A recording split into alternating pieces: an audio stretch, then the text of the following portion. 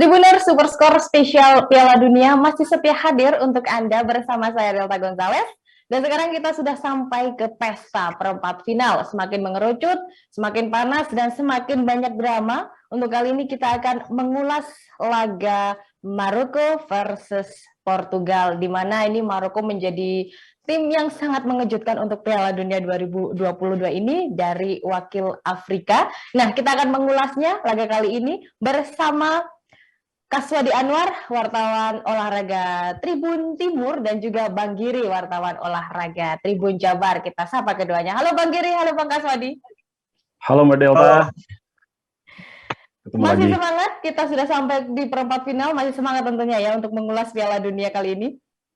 Iya, semakin seru pertandingan ini. Tentunya semakin seru. Oke, ini juga nggak kalah serunya ini Maroko versus Portugal. Saya mau ke Bang Giri terlebih dahulu ya. Gimana nih Maroko sangat berhasil menurut saya untuk bisa membuat kejutan dan juga menembus rekor di deretan tim-tim wakil Afrika di Piala Dunia 2022.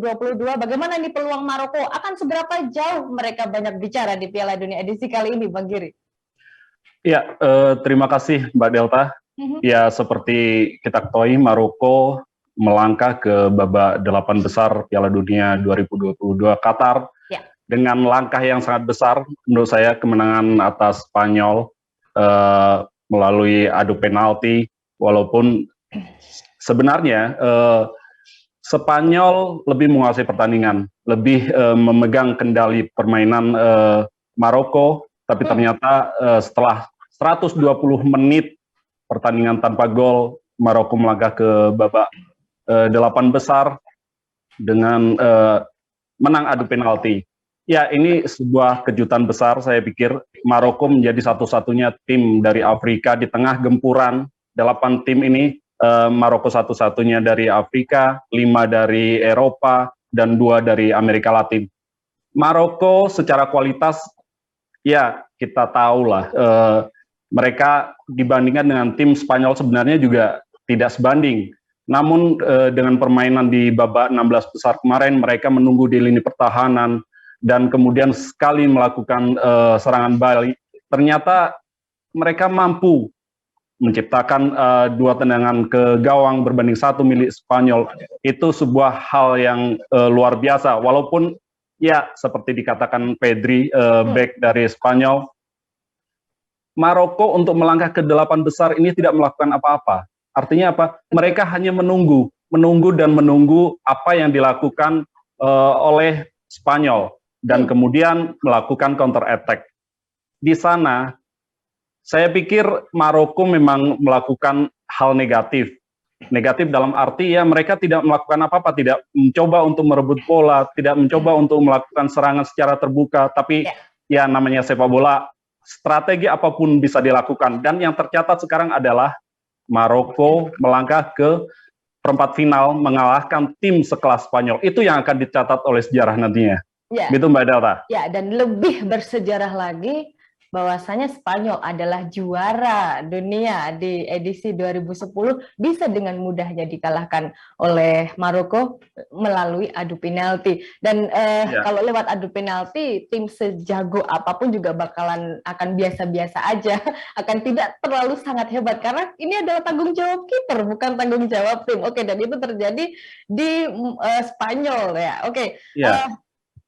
Itu untuk Maroko yang memang sangat mengejutkan dengan Hakim Ziyech dan juga teman-temannya yang lain. Nah, sementara itu Bang Kaswadi, Portugal ya memang dari awal sudah sangat mulus melalui fase grup, tapi juga sempat tercoreng karena kekalahan terakhir di fase grup 1-2 dari Korea Selatan, namun bisa melibas habis Swiss. Gawangnya Jan Sommer dilibas 6-1 ini. Seperti apa Bang Kaswadi melihat ini? Ya, kalau kita lihat bahwa Portugal ini memiliki memang kedalaman squad yang bagus, di mana kita ketahui bahwa mereka lolos sebagai juara grup, meskipun kita tahu bahwa di fase grup Ronaldo CS ini memiliki lawan-lawan tangguh, ada Ghana, kemudian ada Uruguay, kemudian ada Korea Selatan. Namun semua itu bisa ditaklukkan meskipun kalah di pertandingan terakhir lawan Korea Selatan dengan skor 1-0. Namun menurut saya itu hal yang lumrah. Saya mungkin di fase tersebut merasa jumawa dengan sudah berhasil lolos sebagai juara grup, kemudian mereka mampu membalasnya di babak 16 besar dengan membantai Swiss dengan skor 6-1. Namun itu dengan permainan yang dimainkan oleh Portugal ini juga menjadi ancaman bagi Maroko. Tentu dengan permainan bertahan, jika hanya terus bertahan, sementara Portugal memiliki pemain dengan lini depan yang sangat bagus, ada Bernardo, ada Bruno Fernandes, ada Bernardo Silva, kemudian ada Cristiano Ronaldo, ya mereka bisa saja membantai Maroko juga jika Maroko hanya menunggu bertahan dan bertahan, karena dalam sepak bola kita tahu pertahanan yang sangat bagus adalah dengan menyerang. Mungkin itu. Oke, jadi ini tadi Bang Giri, Rodri ini kayak jengkel gitu ya sama Maroko. Jadi dia ngomong nih, bocorin aja gitu, secara tidak langsung bocorin kan ke Portugal kalau memang Maroko itu selama kita bermain tuh tidak menawarkan apa-apa, malah justru mereka nunggu adanya kesempatan serangan balik. Otomatis juga Portugal, oh seperti ini nih cara mainnya nih. Oke, Bang Giri, kita ke bintangnya Maroko terlebih dahulu ya. Di sini Hakim Ziyech yang memang sedang dalam tren positifnya di timnas. Menurut saya dia di klub biasa-biasa aja, tapi justru dia sangat gemilang di timnas. Bahkan ini merupakan kondisi yang sangat berbanding terbalik. Gimana ini pendapatnya Bang Giri soal penampilan Ziyech? Ya, Hakim Ziyech datang ke Qatar dengan kondisi di Chelsea. Ya, seperti yang Mbak Delta bilang tadi, biasa-biasa saja. Betul. Dia baru bermain 5 kali, dan baru sekali dia starter. Tapi itu keputusan dari pelatih saya pikir, dan Ziyech bermain di Chelsea itu adalah alasan mengapa pelatih kemudian merekrutnya memasukkan ke tim yang berangkat ke Qatar. Sebenarnya kalau Maroko ini tetap dilatih oleh pelatih yang sebelumnya, sebenarnya kita tidak akan melihat Ziyech di Qatar ini. Karena apa? Dia ketika dilatih oleh pelatih sebelumnya, dia terlibat konflik yang kemudian dia memutuskan untuk gantung sepatu di usia 28 tahun lalu. Tapi kemudian karena pelatih lama terlibat masalah juga dengan Federasi Sepak Bola Maroko. Federasi Sepak Bola Maroko kemudian menunjuk Walid Regragui. Iya, dan kemudian ini menjadi pintu masuk kepada Ziyech untuk menerima lagi pinangan timnas Maroko. Dan di sana, di Qatar, dia bisa melakukan apa yang diinginkan oleh pelatih. Dia selalu menjadi pilihan utama di sektor sayap kanan. Dengan kaki kirinya dia bisa melepaskan umpan-umpan yang bisa memanjakan untuk rekan-rekannya di lini serang. Dan 1 gol dia sudah cetak ketika mengalahkan Kanada 2-1. Itu adalah bukti bahwa pemain ini sangat penting keberadaannya bagi timnas Maroko, termasuk nanti dia akan memegang peranan penting ketika menghadapi Portugal di babak 8 besar. Saya pikir dia kolaborasi dengan pemain-pemainnya yang lain, saya pikir sudah menyatu. Di lini kanan back juga ada Hakimi. Saya pikir mereka akan berkolaborasi dengan baik untuk membongkar, atau setidaknya bukan membongkar sih, karena melawan Portugal nanti, saya pikir Maroko tetap akan memegang seperti ketika melawan Spanyol, yaitu tetap dia bertahan untuk sesekali melakukan serangan balik. Ya, oke. Dan ini uniknya di sini Walid yang menggantikan Halilhodžić. Walid datang ke Maroko, datang ke timnas Maroko maksud saya di bulan Agustus 2022 dan 4 bulan ya. Dan hanya sekitar 2 bulan kurang ya Bang Giri ya, dia harus secara cepat milih siapa aja nih pemain-pemain yang harus kubawa ke Qatar, dan akhirnya membuktikan Maroko melaju sampai perempat final, dan ini menjadi sejarah tersendiri, rekor tersendiri untuk sepak bola Maroko, dan tentunya juga untuk Hakim Ziyech yang akhirnya juga bisa gemilang di timnas, walaupun juga sempat ngomong gantung sepatu. Nah, ini mungkin kondisinya akan berbeda untuk Jerman, kalaupun Toni Kroos mau saat dibujuk untuk main ke Piala Dunia 2002 ya. Oke, itu untuk Ziyech yang memang sedang tak terbendung, tapi juga selain Ziyech ada Hakimi dan juga Amrabat. Nah, ini saya mau nanya ini Mas Bang Giri nih, Amrabat seperti apa nih menurut Bang Giri? Dia bahkan katanya sudah banyak ini yang melirik Amrabat dan harganya udah akan naik di Januari nanti. Iya, Piala Dunia adalah kampanye bagi pemain-pemain untuk menaikkan rating atau nilai jual mereka untuk nanti. Tapi sayangnya ini Piala Dunia kan berada di pertengahan musim, pertengahan musim tim kompetisi Eropa. Saya pikir ya menunggu kompetisi nanti selesai, baru kemudian ada pergerakan dari tim-tim untuk merekrut pemain-pemain yang ya mungkin menjadi bintang pada Piala Dunia kali ini. Oke, dan mungkin juga ini akan terjadi di Amrabat, tapi saya tidak tahu karena juga sering ada turnamen internasional sekelas Piala Dunia atau Euro, ada pemain yang moncer di turnamen itu, tapi setelah itu dibeli klub besar, akhirnya tidak ada apa-apa seperti Arshak, Pavlyuchenko waktu itu seperti apa bersinarnya di Rusia, tapi akhirnya juga tidak banyak bicara di klub waktu itu. Oke. Terima kasih untuk Amrabatnya, Bang Giri, dan kita tunggu aja Fiorentina mau melepas berapa ini untuk sekelas Amrabat besok ya. Oke, tadi Hakim Ziyech dari Maroko, sementara itu Portugal, Bang Kaswadi sangat tidak bisa kita meninggalkan yang namanya Cristiano Ronaldo yang akhir-akhir ini begitu ruwet sekali dengan dirinya sendiri maupun juga dengan timnasnya atau dengan mantan klubnya yakni Manchester United. Nah, menurut Bang Kaswadi, akankah atau layakkah era Ronaldo ini sebaiknya udahan aja deh sekarang? Ya, kalau dikatakan bahwa Ronaldo saat ini memang diterpa berbagai isu, mulai dari isu pribadi, kemudian dari mantan klubnya Manchester United, bisa dikatakan bahwa saya mengatakan bahwa mungkin saat ini Ronaldo dalam penurunan performa. Hal ini berdasarkan dari statistik, mungkin dari jumlah gol serta jumlah menit bermain yang diberikan dengan klub. Sebelum bermasalah dengan Erik ten Hag di Manchester pun, dia diberi kesempatan bermain, namun hanya beberapa gol yang diciptakan untuk musim ini. Kemudian di Portugal di Piala Dunia telah bermain 4 kali dan baru mencetak 1 gol di Piala Dunia, itu pun lewat adu penalti. Nah, tentu kalau dikatakan ini penurunan atau seperti apa dalam karir Ronaldo harus jadi membuktikan di laga 8 besar lawan Maroko ini.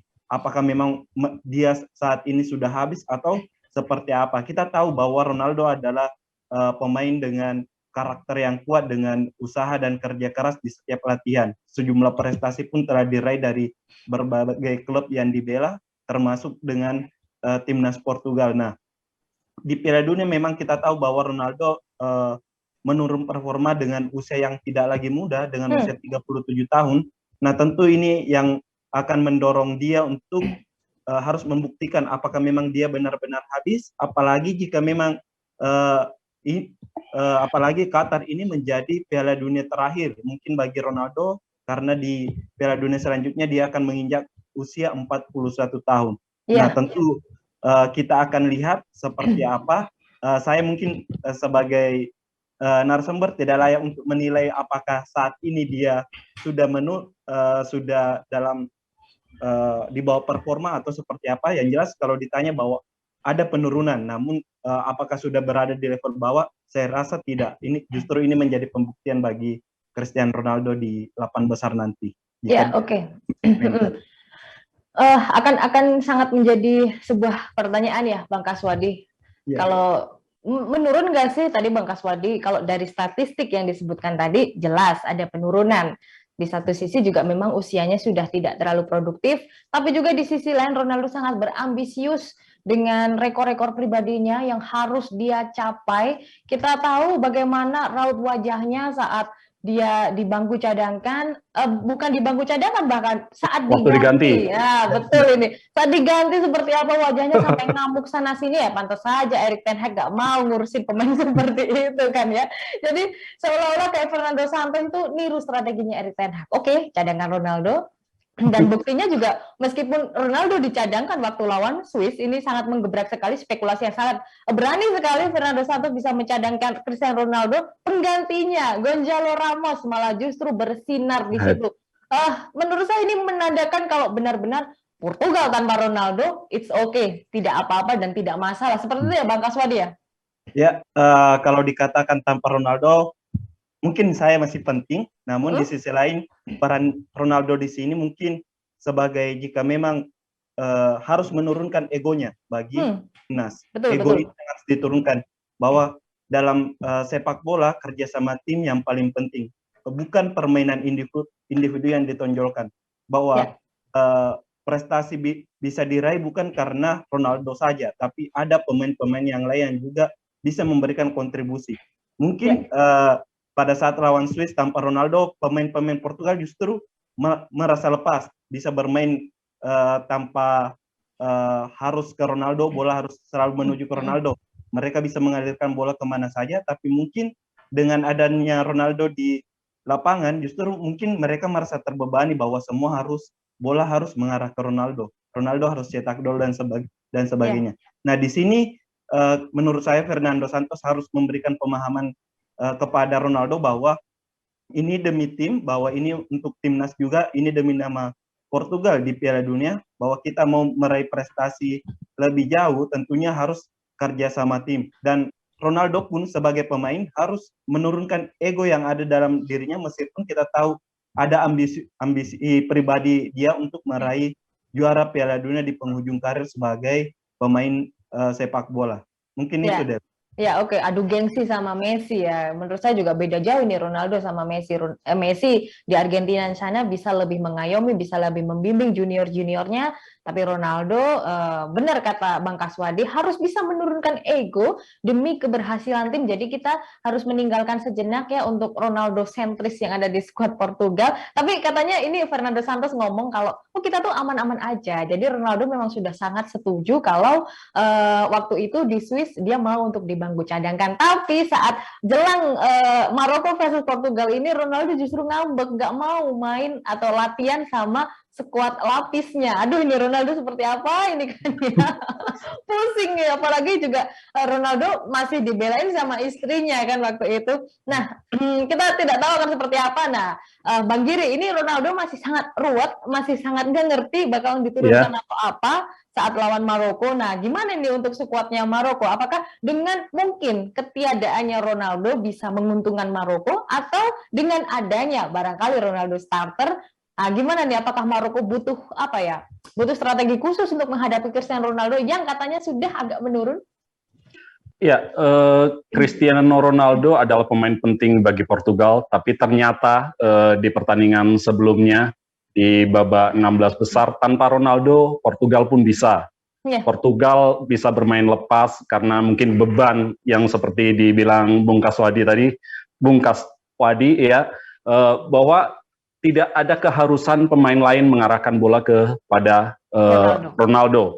Tapi dalam pertandingan Maroko melawan Portugal nanti, saya pikir yaitu Ronaldo bukan satu-satunya pemain penting di Portugal, karena di sana ada pemain lain seperti Bruno Fernandes atau bahkan pemain yang baru saja mencetak hat-trick, dan itu pengganti Ronaldo di squad starting 11 ketika mengalahkan sebelumnya di babak 16 besar. Maka tapi saya pikir Maroko akan tetap pada pakem seperti melawan Spanyol. Ketika melawan Portugal nanti mereka akan tetap menunggu, karena seperti yang dibilang pelatihnya bahwa skuad Maroko itu tidak berada di level seperti Prancis, seperti Inggris dan tim-tim Eropa lainnya. Mereka menyadari bahwa kekuatan Maroko berada di level mereka, termasuk nanti saya pikir ketika melawan Portugal. Maroko memang memberi kejutan pada Piala Dunia kali ini, tapi mereka saya pikir tidak bisa lah berada berada di level di atas Portugal pada pertandingan nanti, walaupun memang Maroko menjadi tim keempat yang berasal dari Afrika lolos ke perempat final, dan jika mereka mengalahkan Portugal, mereka akan mencetak sejarah satu tim pertama yang bisa melangkah ke semifinal. Semifinal ya, oke. Ini kita sangat menunggu bagaimana lajunya Maroko, apakah bisa menembus semifinal. Kalau memang iya, ini sangat peluang yang sangat emas untuk anak-anak, untuk skuad dari Hakim Ziyech dan kawan-kawan. Oke, semifinal ini nggak main-main loh, bukan hanya 16 besar atau perempat final. Oke, itu dari sedikit dari Maroko ya, Bang Giri. Nah, lantas dengan prediksinya Bang Giri, kalau memang Maroko bahkan tidak bisa mengungguli Portugal di laga ini, realita untuk prediksi skornya seperti apa ini nanti? Ya, saya pikir melangkah ke perempat final adalah langkah terjauh dari Maroko setelah menang, walaupun menang adu penalti. Dan melawan Portugal, saya pikir belum waktunya untuk Maroko melangkah ke semifinal. Ya. Sehingga saya prediksi 2-0 untuk Portugal. 2-0 untuk Portugal, dan kemenangan masih bisa milik Portugal karena memang jam terbang tidak bisa membohongi ya Bang Giri ya untuk Maroko ya. Oke, 2-0 untuk Portugal. Bang Kaswadi ada prediksi lain ataupun statistik lain untuk prediksi skor dari Maroko versus Portugal? Ya, laga Portugal dan Maroko ini merupakan pertandingan yang seru. Kenapa saya katakan bahwa Portugal adalah salah satu tim dengan tim yang sangat moncer di Piala Dunia dengan 12 gol, sedangkan Maroko adalah tim dengan bertahan yang sangat bagus. Hanya 1 gol yang tercipta di gawang mereka sampai sejauh ini. Dan untuk mungkin prediksi saya, kemenangan untuk Portugal dengan skor 2-1 dari Maroko. Oke, jadi sama-sama mengunggulkan Portugal. Tapi juga jangan salah, karena dalam perjalanannya Maroko dari fase grup sampai perempat final hanya kebobolan 1 gol saja. Ini bagaimana kedikdayaannya Bono ini? Pendapatnya Bang Giri gimana nih soal Bono? Iya, kiper ini sangat luar biasa menurut saya, walaupun ketika melawan Spanyol dia tidak mendapatkan tidak kerja keras lah, hanya satu tendangan mengarah gol yang bisa diselamatkan oleh Bono ini. Tapi di adu penalti dia membuktikan kualitasnya memang bagus. Memang cuma 2 penendang yang bisa dimentahkan, tetapi ketika penendang pertama bola mengarah ke kiri gawang dan membentur tiang, tebakan arahnya itu benar.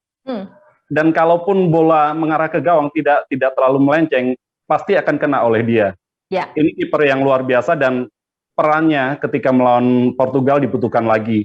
Di samping kesulitan lini pertahanan Maroko yang harus bekerja keras untuk membendung gempuran dari pemain-pemain Portugal.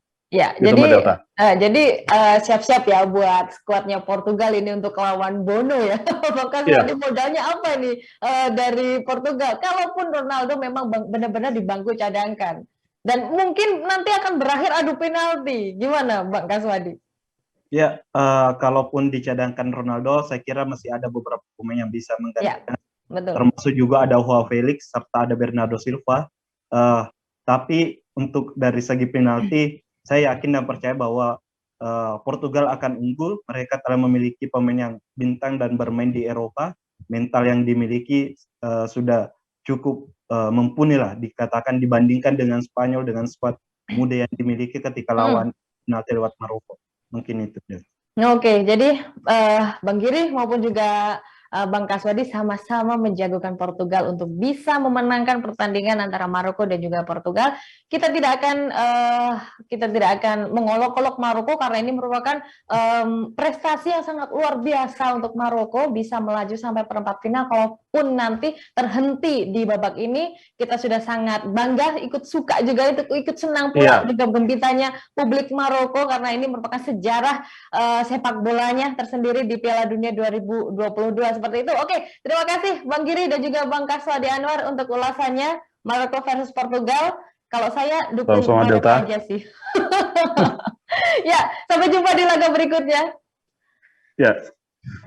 Dan Tribuners, laga Maroko versus Portugal ini akan digelar di Altumama Stadion pada Sabtu 10 Desember pukul 10 malam waktu Indonesia Barat. Dan buat Anda, jangan lewatkan program Superscore Spesial Piala Dunia 2022 yang akan tayang di YouTube Tribunnews dan Facebook Tribunnews. Kita kawal sampai final. Saya Delta Gonzales, pamit undur diri. Sampai jumpa.